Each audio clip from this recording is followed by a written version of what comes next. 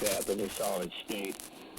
And they don't really, that's why they don't have to have, well, it depends on the station. There may be some 50 kilowatt with directional antennas that might have to have an engineer on duty, but, you know, the smaller ones, they don't have anything. They have to be checked out by an engineer, but now they've got, what's his name? What's that guy's name? Scott? You know what I'm talking about.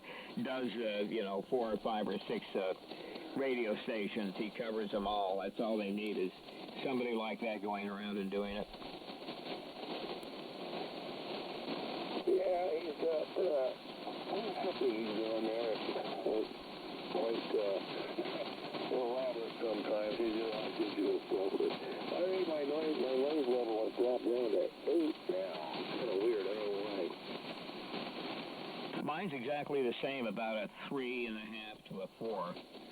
Relatively quiet. You're coming through, you know, no problem at all, and about 20 over with your 45 big ones there. Yeah, well, 45,000 milliwatts seems to be doing it. Well, anyway, I should have texted Tom. He told me to the next we got on, but I am a little worn out from a little overdoing the trimming today, and not realizing that I'm not a 30-year-old man anymore, and wear out just a little bit quicker than I used to. Probably won't be staying in much longer. I think I might go maybe hit the I was going to say the shack, but hit the sack a little bit early today, maybe. Yeah, I'm in the sack right now, so it won't matter to me. Yeah, the CBN net was going. I could hear it pretty good. I actually heard Mikey this time. Last time I didn't hear him at all, but he was in there. Oh, you heard him tonight? Yeah, he came through pretty good tonight. Yeah, I should have texted him. I just wasn't thinking. Well, actually, we're on 40 meters, aren't we? Duh. Oh, doesn't he like 40? Well, I don't know. That's why I didn't text. I don't know. I don't think we can always hear up in that area this time of night where we can on 75. I don't know. The way it's going, you're 40 over here for the distance we are, which isn't much. But that's not as much as you get on 35 at times.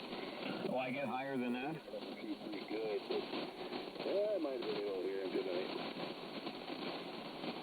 Let me switch to the beam real quick. Hang on. I actually have the beam pointed at you. Look at your S-meter now. And 1, 2, 3, and I will switch back to the loop. Hang on. Well, I'm getting your peaks at 35 once in a while. Okay, I'm back on the loop. 1, 2, 3. It is a little better, apparently, huh? Yeah, it's at 40. Let me try the off-center fed dipole. Hang on. I'm on the off-center fed. What is it doing? Looks like about 30. Back on the loop. Did I go back up to 40? Yeah, it's touching 40 every couple syllables or something. Not constant, but it's touching it. Well, there's a lot of wire up there, and I think it puts out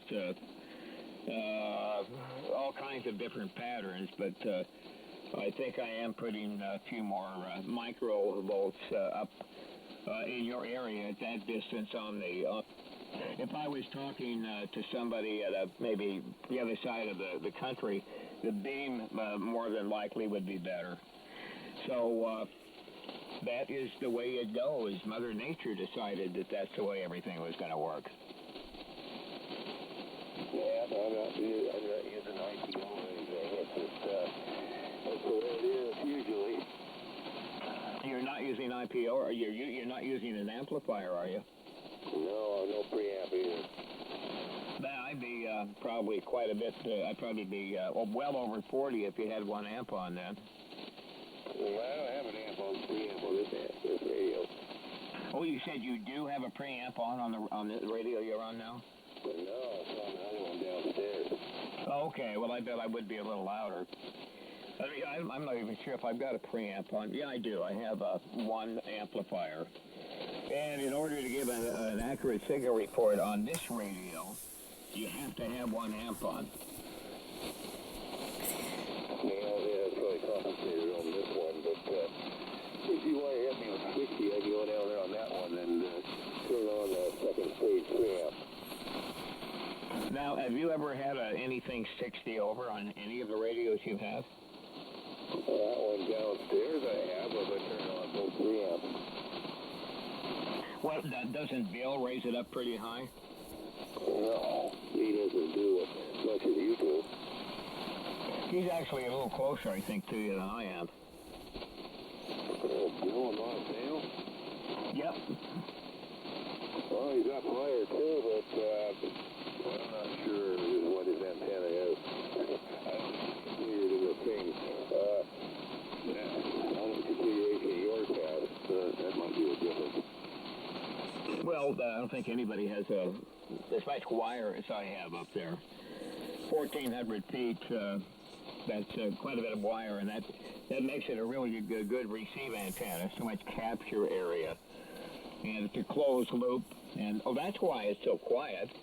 I'm on my loop, and it's a closed loop, and it by nature is going to be quieter than even a regular dipole. I didn't check the other antennas, but I bet I probably do have S8 noise on the other antennas. Yeah, it could be. About 8, 8.5. It varies a little bit. But it's not 10 over 9 now, like it was about half an hour ago. I just switched to the off-center fed dipole, and I have S8 noise on the off-center fed, and about S4 on the loop. So, yeah, it is quite a bit noisier than the loop. Well, I guess that's atmospheric that is doing there, too.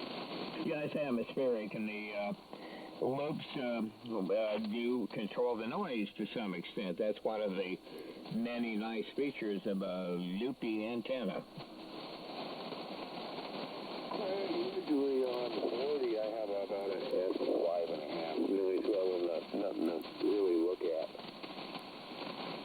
When I first moved out here, I had 10 over 9 consistently on 75. I used to talk to Jim, BHN that breaks in occasionally, and some other of his buddies on 160, and I just couldn't hear anybody, so that's why we put in our underground antennas. I think I've told you about that. I still have it in there. So I've got the coax running in, but I'm not using it. It's 120 feet. It's real light wire, like number 22 or 24.